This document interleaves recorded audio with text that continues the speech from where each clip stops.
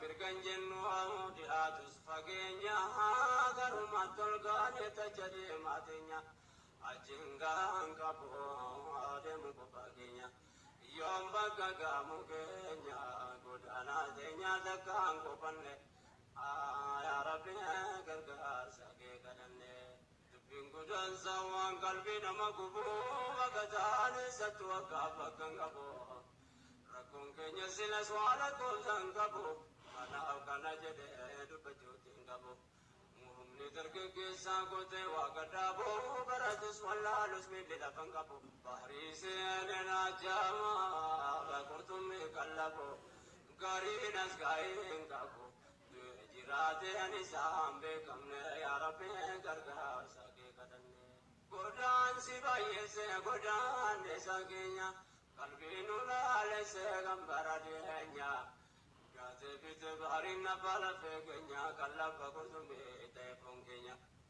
walitin waa qabu rabbiin keenya waan jabaate isa toliyya taateenya ansaan wataasisu yaasmuraada keenya. Assalamu alaikum warahmatullahi wabarakatuh. Obboleewwan kiyya akkam jirtu fayyaa keessanii nageenya hin jiru. Yoo jabaadhe daqiiqaa 10 isin bira tura akka namoonni qilleensa irratti dhageeffatan mee share godhaa waliif ifama garuu yeroo jalqabaatiif share godhaa jedhee namni peejii kiyya keessa jirtu jiraatte akka namoonni dhageeffatan peejii kiyya irratti share godhaa.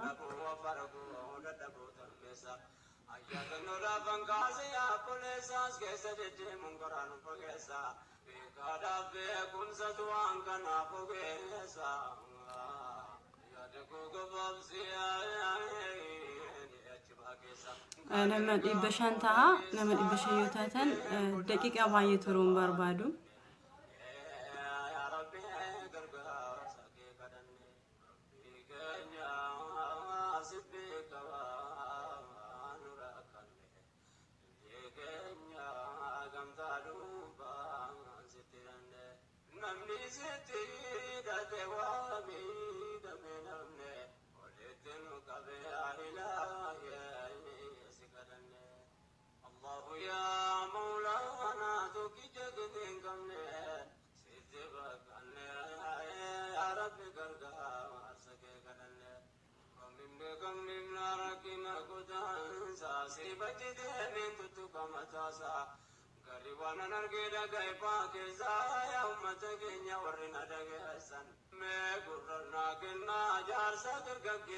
Okay, asmarra eegalla.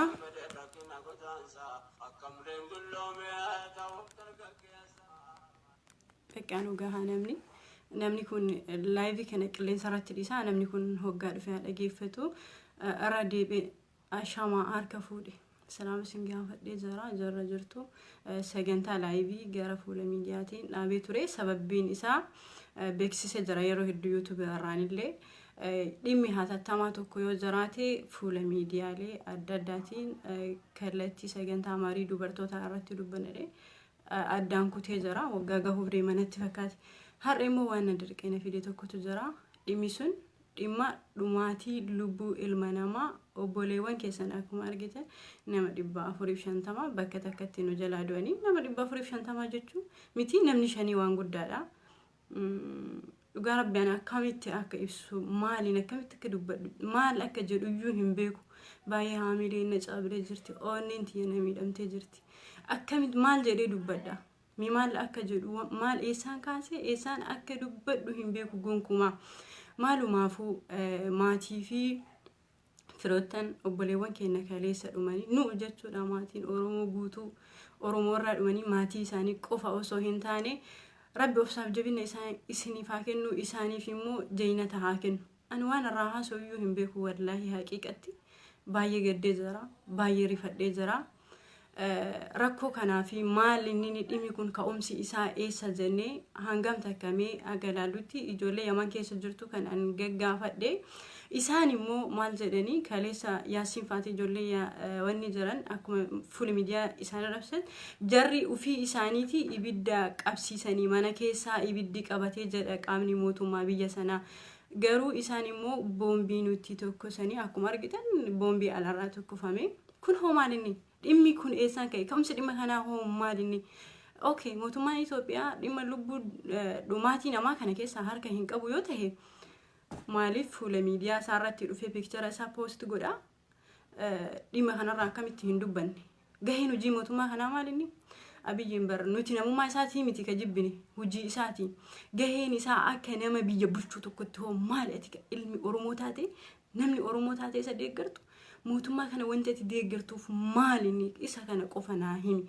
maal hojjeteeti maal hojjechuutti jira itti booyaa turre itti iyyuu turre gaafa ijoolleen Saudi Arabiyaa keessatti namni mana fincaaniitti du'ee ilma namaa mana fincaaniitti ol guurani bakka godhan dhabanii hunduu dubbataa ture osoo har'a rakkoon kun hin dhufin gaafa sen eessa jirtu ammallee ijoolleen Saudi Arabiyaa namni kumaatama lakkaa'amu mana hidhaa keessa jira gaafa san eessa ture har'a hoo irraa hin dubbatu sabab eenyuun bulchuuf eenyuuf biyya kana keessatti lammii isaa ama ijoollee dhumattu kana keessa wanti nama gaddisiisu ka abiyyiin deeggaru jira ka siyaasaa dhumti kun maal akka ta'e hin beekne jira kan hiree isaa qofa dalagachuudhaaf biyyarraa bahee jira gahee mootummaa kanaa maalinni mi wallahi lazim yaa ilma Oromoo namni Oromoo taate mootummaa kana deeggartu ani jibbaansa dhuunfaa biyyarraa hin qabu garuu haalli lammiin kan kee keessa jiru haalli obbolaan kan kee keessa jiru mi ati dudduubatti deebii ila amma mucaa kana Amiin ka jedhamu mana hidhaa Saudi Arabiyaa keessa jira osoo itti dawwalee rakkoo isaan keessa jiran haala mana fincaanii fayyadamuu dhaban waa baay'eetu jira ijoolleen mana hidhaa keessaa kun akkanatti lubbuu isaanii wanni taatu waa baay'eetu jira tokko lama jedhamee so mootummaan kun dhumaatii ijoollee kana harka keessaa qabaachuu fuula miidiyaa irratti waan takka hin dubbanne miidiyaaleen isaanii hin gabaasne inni footoo ofii fidee lubbuun nama 400 jechuun bar ammee maaluma jedhee hima akkamitti dubbadha rabbiin sodaadha ha akkamitti dubbadha akkamitti irraa ibsa akkamitti haasoof so abiyyi dhimma kana keessa dhibbatti harka qaba maaliif Oromoon biyya keessaa hucuuceessa qabutti jira garanaa garasiin sababa sanaafi warri kun abbaa biyyaa kan ta'u yookiin warri kun warra aanaa mormu jechaaf ajjeesisiisa namni dawwaltanaaf obsaa pilis an hamilee ittiin bilbilumaa haasa'u hin qabu hamileen keessatti rukutamee jira obbolaa kiyya kanarraa dhumanii ilmaan Oromoo ila ammaallee kan mana hidhaa garanaa garasitti rakkoo keessa jiran wallahi hamileen tiyyana cabdee jirti naarratti hin dawwalina jabaadha dhimma kanarra hojjechuuf of qopheessaa hanga dandeessaniin warri ni mootummaa deeggartanillee rabbuma keessaniif jecha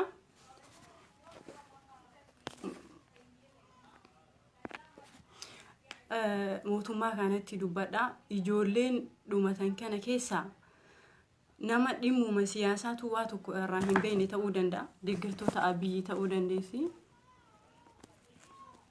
hoggaa sarara bahee chaati keessan ilaalan irratti hin dawwalina kanaaf sagalee tahaa fi waan dandeenyu gochuu fi qabnaa ijoollee kadu'aniif jeenata kadhadha nama du'e deebisuun osoo ni danda'ama ta'e haa caaluu hundeessaa deeffanne kaleessa hayyoonni keenya nyaatan jennee hundi keenya yoo akkuma isin argitan hayyoonni isin biyyaa qabdan bira dhaqanii hayyootaaf nyaata laatanii gammannee qalbiin gara tokkotti yoo nu deebitu gara galgalaa immoo tana dhageenye ani waan jedhee haasa'u hin qabu gadda kiyya qofa ibsachuuf dhufe hamileetti waa dubbadhuun qabu akkam akka jedhu dhaamsa asin ergaa gabaabduu takka isinii dabarsu deeggartoota abiyyi ila nama tokko as jalatti argu yoomiyyuu sammuun keessan nama tahuu hin danda'u sababbiin isaa osoo nama taatanii duraayyuu abiyyiin hin deeggartanii nama tokko deeggaruun dura gaheen isaa maal wanti inni hojjetu maal inni maal hojjetaa jira namoonni kuuhoo maaliif isa mormanii jedhi sammuu kee gaafadhu jibbaa dhuunfaarraa qabaataniiti moo namichi kun nama ganda niitii isaa bulchuu nama hin dandeenyettu wallahi biyya kennanii biyya keessatti namni hin dhumata biyya alaatitti mallasiin akkasitti uummanni falmaa ture wayyaanee isin jettan bara Hayilee Maariyaam bala akkana uumamee jira hin jiru so namichatti tana waan uummanni mormuuf hin beeytani isin galuu hin danda'u osoo sammuu qabaattee garaa keetiif jecha waan hin taane saappoortiin gootu sammuu hin qabdu. Dhimmi kun immoo dhimma obboleessa keetu du'aa jira, obboleetti keetu dhumataa jira. Sagalee tahiif abbichuu kiyya hin jedhin. Maal inni gaheen ati isa deeggartuun ati nama akka namaatitti yaa'itu. Osoo qabanii mana hidhaa ta'u si darbanii waan tokko si gochuu hin danda'u. Wallaahi laziim. Jireenya kan kee ufiif yaadi namni har'a du'e kun obboleessa kiyya yoo ta'e hoo obboleetti kiyya yoo taate hoo jedhiiti bakka sana buusii ilaali. Har'allee abbichuu kiyya jettan hin qaanfattanii. Dammoo nuti fuula miidiyaa irraa bakka kan gadi buune isin walii fi isin waliin kuwaalitii keessan dhaabbachuu. Amma isin wanti hundi haarawa laayiviin haarawa mootummaa deeggaruu haarawa mootummaa irraa dubbachuu wanti hundi amma isinii haarawa. Ani bakka kamittuu isin ilaalu bakka kuwaalitii kamittuu yeroo isin amma asirraa wawwacan nu immoo erga dulloomtanii booda umrii irraa dhumatee gara feesbuukaa dhuftanii feesbuukaa banattanii erga ekspaayirdee taatanii booda isin haarawa yeroo isin fandaatumtan kana akka waan callisnee isin ilaallu wannaa isin akka isinitti fakkaan gaddeebinee kuwaalitii keessan hin dhaabbanne isin waliin dubbannuuf malee Abiyyi waan deeggaramuun hin qabu. Abiyyiin deeggaruu dura ati eenyu inni eenyu warri isa mormu eenyu jedhee of gaafadhu. Gaafa wayyaanee eessa turte aabbee gaafa wayyaanee uummata lafarraa dhuguu turte san ati eessa jirta? Har'a hoo eessaa baatee Abiyyiin deeggarta? Yoo akkanatti callisnee isin ilaallu dhugaa dhugumatti yaada keessan saappoorti goonee yookiin yaada keessan fudhannee akka isinitti fakkaan isin tuffanneeti. Wanti hunduu isiniif haarawaa fandaatumaa jenneeti. Namni dhugaaf dhaabbattu, namni lammii kee jaallattu, obbolaa keetiif sagalee tahii bira dhaabbadhaa. Ijoollee kana kan mana hidhaa Suudi Arabiyaatii fi bakkee adda addaa jiranii harka diinaatii haa baafannu. Asirra darbee wanti ani haasa'uu danda'u hin jiru. Waan dhaggeeffattaniif galatoomaa. Barri bara bilisummaa isiniif haa ta'u. Ijoollee Abiyyi deeggartan ka aadii kiyya jala jirtan as namoota aadii kiyya jala jiraniin argaa. Hunda keessa friend isin godha. Ani isin diina waliiti. Ani isin iyyuu yoomiyyuu wayyaanee caalas anaaf xanya caalas Oromoo Abiyyiin deeggaru ati anaaf diina saappoorti isin godhu abbaan fedhe. Ani Itoophiyaa miti Oromoodha. Intala Oromooti. Oromummaa kiyya ittiin boona. Abiyyi yoomuu hin deeggaru. Asoo Abiyyi Oromoo dhiifama gaafatee ani deeggartuu Abiyyiitii miti mormituu Abiyyiiti gonkumaa. Miidiyaa immoo kan isinii gadi dhiifnee fi bar isinii wanti hundi haarawa waa'ee mootummaa dubbachuu haarawa laayivii haasa'u isinii haarawa erga dulloomtanii umriin isin irraa dhume nu immoo gaafa dhalannee irraa waa'ee sabaa dubbataa waan guddannee fi waan dhaggeeffataniif galatoomaa. Dhimma keessan immoo uf laalaa isiniin jedha gabaabseetuma ati eenyu akka taate uf gaafadhu isin jechuu barbaada. Deeggartoota Abiyyi kaleessa eessa turte gaafa sabni falmatu eessa jirta har'a immoo eessaa dhuftee isa deeggarta. Gaafa namni dhumatu gaafa namni 750 irreecharra bakka tokko dhumate san ati hoo eessa turte har'a immoo eessaa baatee mootummaa kana deeggarta.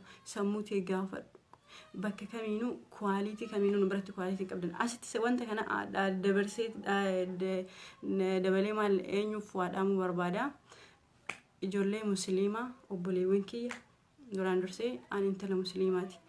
Namni isin harka rukuttaniif musliima keessaa nama sheeka ta'e qulfiin ati jeenata ittiin seentu harka isaa jara akkasitti hin fakkaanne waan deeggartuuf beeki waan harka rukuttuuf beeki nama isin akkaan hin beeynetu isin keessa taa'ee summii isinirra hojjechuutti jira. Dhimma kana immoo dubbadhu yoo jettan ani eenyuuf nama tokkoof dantaa hin qabu. Fuula miidiyaa guddaatiin qopheessine irraa isin rukunna sassaabbadhaa warri sheekota wallaahi laziim isinitti hima. Takkaa teetiin sassaabbadhu uf beeyta eenyu akka taate. Nama lamaaf dhaamsa sheekota lamaaf ergaan ani isinii dabarsu dhimma amantii irra hojjedhu. Kan biraa immoo shira hin xaxin. Ani dhiira boochuun jaalladhu wallaahi kuwaalitii kamittuu na biratti hin kaaftu. Dubartoota hin gowwoomsin yeroo hedduu jala qabdee deemtuun dubartoota kuwaalitii kamiin kuwaalitii hin kaaftu. Namni Oromoo hidhame karaa deemtuu hin jedhamu. Jawaaris haa ta'u eenyus haa ta'u ijoollee namni maqaa Oromoo dhawatee hidhame jechuudha. Karaa deemtuu hin jedhamu goota jedhama hin kabajjama. Kanaaf ijoollee musliimaa namni beqa sheeka akka rabbiititti ilaaleen nama namummaa isaatiin kabajja eenyuunuu haa ta'u dhageesse nama namummaa isaatiin kabajji. hojii ati hojjetteen kajeeynata seentu ilmi namaa waa baay'ee siin jechuu danda'a namni waqqa wanti baay'ee waa sitti fakkaachuu danda'a kanaaf summii isin keessa jirtu beekuudha qabdanii waan isin keessa jiru beekuu qabdanii nama harka rukutuun dura dhaabbadhu ilaali ijoollee gowwota abiyyi hundee gartuu waliin hin gowwoomina sassaabadha hin gowwoomina soo keessumatti na bira jira namatti na bira caacataa yeroo gaarii qabaadha waan biraan egaa walitti dhaamuun aadaa Oromooti jechuumaa fi nageenya hin jiru asirratti waa baay'ee dubbachuu hin danda'u deeggartoota biyyi ka koomentii ana jala deemtanii gootan ana biratti kwalitii tokkoon kaastanii ani zaaraadha namatti isin ilaalu akka namaatittu isin ilaalu sababiin isaa gaafa uummanni falmatullee bakka isin turtanii beeynu har'a eessaa akka dhuftanii isin hin beeynu yeroo gaarii qabaadha Oromoon sabboontonni